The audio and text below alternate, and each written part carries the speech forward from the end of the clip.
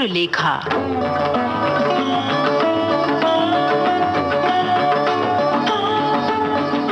हिंदी के स्वनाम धन्य कथाकार भगवती चरण वर्मा का चमत्कार चित्रलेखा।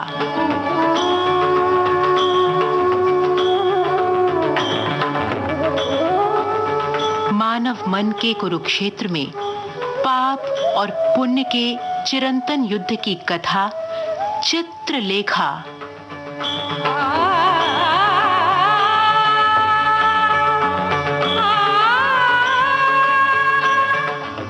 पिछली कड़ी में हम सम्राट चंद्रगुप्त के सभागार में थे और यहीं पाटलिपुत्र के सामंत समुदाय को हम चित्रलेखा के नृत्य की प्रतीक्षा में छोड़ आए थे।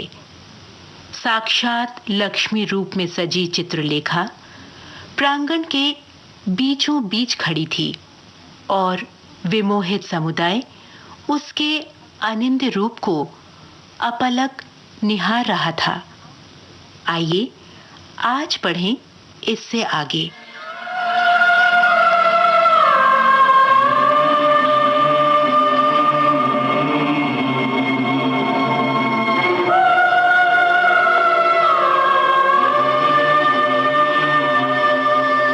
महाराज को अभिवादन करने के बाद चित्रलेखा ने उपस्थित सामंतों की ओर अपनी हंसती हुई दृष्टि डाली। प्रत्येक उपस्थित सामंत को उसकी दृष्टि कृतज्ञ करने के बाद बीजगुप्त पर रुक गई।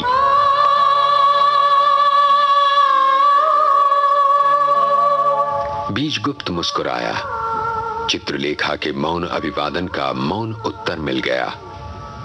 चित्रलेखा ने अब विद्वान मंडली के सामने अपना मस्तक नमाया। जिस समय वो अपनी दृष्टि उस ओर से हटा रही थी, उसने कुमारगिरी को देखा, पर ध्यानावस्थित योगी उस समय किसी दूसरे संसार में था। निराश होकर चित्रलेखा ने उधर से आंखें हटा ली।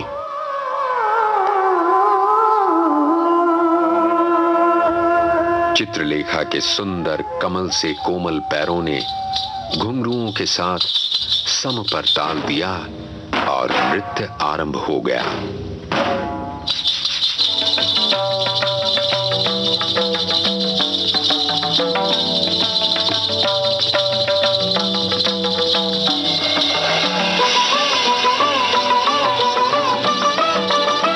चित्रलेखा जिस स्थल पर जाती थी, विद्युत की भांति चमक उठती थी।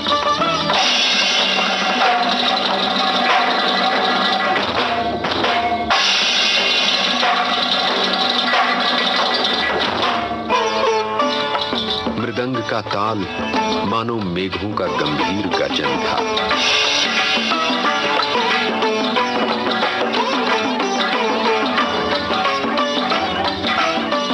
चारों ओर गहरा सन्नाटा छाया हुआ था।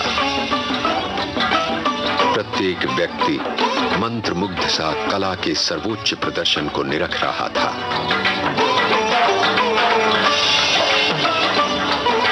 एकाएक कुमारगिरी ने अपने नेत्र खोले। वे उठ खड़े हुए। मंत्री चाणक्य, मैं ईश्वर को जानता हूं और तुम्हें तथा सारी सभा को संतुष्ट करने के लिए इसी स्थल पर ईश्वर को दिखला भी सकता हूं। कुछ लोगों ने कुमारगिरी के ये वाक्य सुने और कुछ ने नहीं। चित्रलेखा ने भी योगी के वाक्य नहीं सुने। वो उस समय नृत्य में व्यस्त थी। महाराज चंद्रगुप्त ने चाणक्य की ओर एक अर्थपूर्ण दृष्टि डाली और चाणक्य ने सम्राट की ओर। चाणक्य ने उठकर कहा, सामंतगण तथा विद्वानों, योगी कुमारगिरी का दावा है कि वे ईश्वर को जानते हैं और इसी स्थल पर इसी समय सब लोगों को ईश्वर का दर्शन भी करा सकते हैं। महाराज सहमत हैं, अतः थोड़ी देर के लिए नृत्य को स्थगित कर देना ही उचित है। चित्रलेखा ने रुककर क्रोध भरे नेत्रों से चाणक्य की ओर देखा और उससे दुगुने क्रोध के साथ कुमारगिरी की ओर। इसके बाद वो चुपके से एक कोने में जाकर बैठ गई। चाणक्य ने उठकर कहा, योगी कुमारगिरी, हम सब ईश्वर को देखने के लिए प्रस्तुत हैं। कुमारगिरी ने अपना आसन छोड़ दिया। उनके उठने के साथ सभामंडल में घोर निस्तब्धता छा गई। उठकर वे सभामंडल के बीचों बीच खड़े हो गए। कुछ देर के लिए उन्होंने अपने नेत्र बंद कर लिए। इसके बाद उन्होंने कहा, उपस्थित पंडितों और सामंतों, मेरी ओर देखो। ये सत्य है।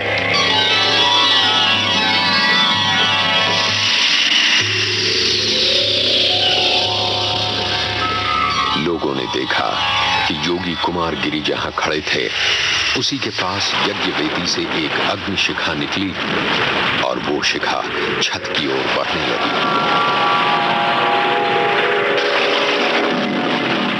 उस अग्नि शिखा का प्रकाश ग्रीष्म ऋतु के मध्याह्नकालीन सूर्य के प्रकाश से कहीं अधिक तीव्र था। छत पर पहुंचकर वो उसको भेद गई और आकाश की ओर बढ़ी।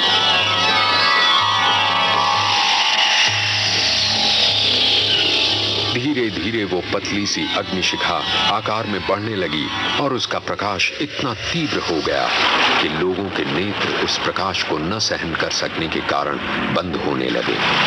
पर आश्चर्य की बात यह थी कि उस अग्निशिखा में ताप न था, केवल प्रकाश था। योगी, तुम झूठ बोलते हो। वहां तो कुछ नहीं है। मंत्री, क्या वयोवृद्ध मंत्री सत्य के प्रकाश को नहीं देख सकते? कैसा प्रकाश? वहां तो कुछ नहीं है। मेरी ओर देखो।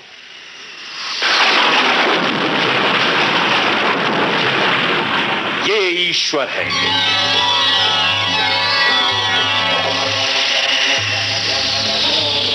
इस बार वो अग्निशिखा धुंधली होने लगी और अग्निपुंज में परिणत हो गई। इस अग्निपुंज में लोगों ने अनेक प्राणी देखे जो उसी में एक ओर से निकलते और दूसरी ओर से लोप हो जाते थे। उसी अग्निपुंज में लोगों ने विशाल नगर बनते और नष्ट होते देखे। उन्होंने उसमें पृथ्वी, जल, वायु तथा आकाश देखे।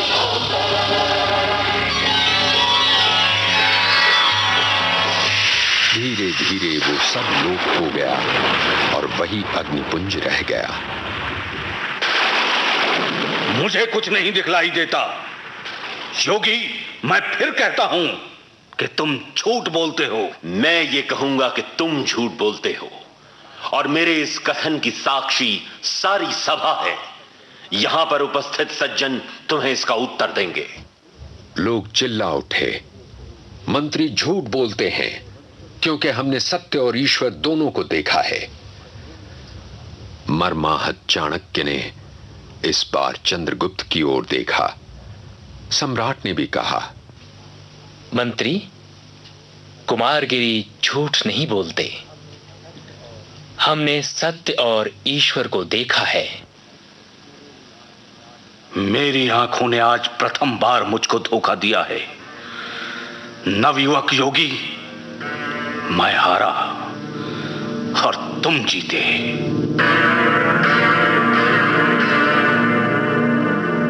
योगी कुमारगिरी ने चलने को पैर उठाए ही थे कि उन्हें नर्तकी चित्रलेखा के शब्द सुनाई दिए।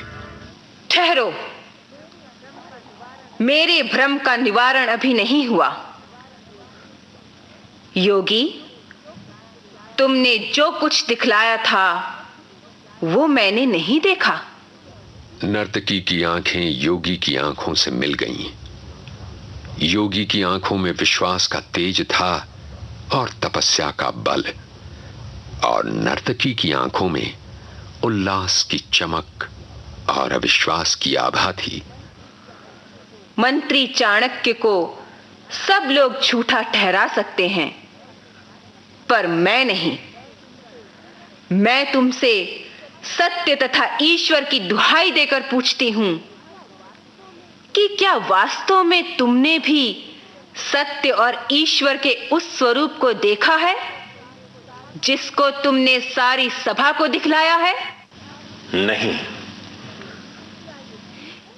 क्या ये ठीक है कि तुमने अपनी आत्मशक्ति से सारे जनमंडल को प्रभावित करके अपनी कल्पना द्वारा निर्मित सत्य तथा ईश्वर का रूप दिखलाया है?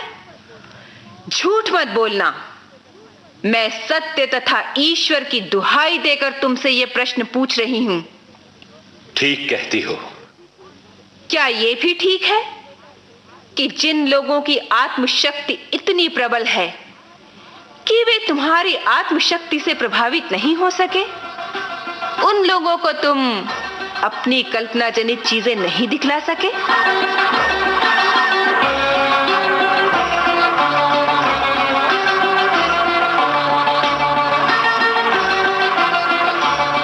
चित्रलेखा के प्रश्नों ने योगी कुमारगिरी के चमत्कार को पानी पर लिखे अक्षरों की भांति मिटा दिया। आत्मशक्ति के प्रयोग से समुदाय को सम्मोहित करने वाला योगी सम्राट की सभा में जैसे निर्वसन हो गया। कुमारगिरी ने ऐसी पराजय की कल्पना तक नहीं की थी, किंतु अभिमानी योगी को चित्रलेखा के प्रश्नजाल में फंसकर आत्मग्लानि हुई या उसमें अहंकार जागा। कथा के इस चमत्कारी मोड़ से हम गुजरेंगे अगली कड़ी में।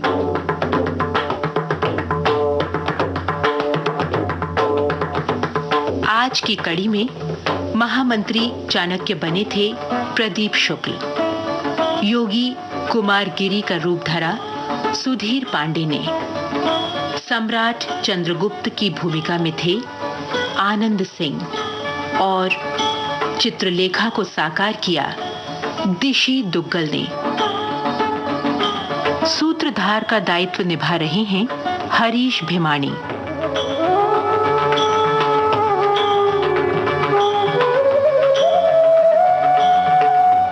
उपन्यास चित्रलेखा की रेडियो प्रस्तुति के सहायक हैं राजेश मलिक।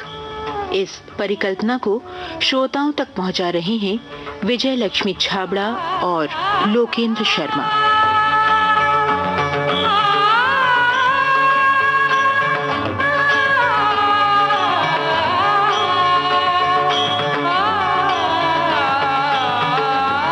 अब अगली कड़ी में भेंट होगी। तब तक रेणु बंसल का नमस्कार।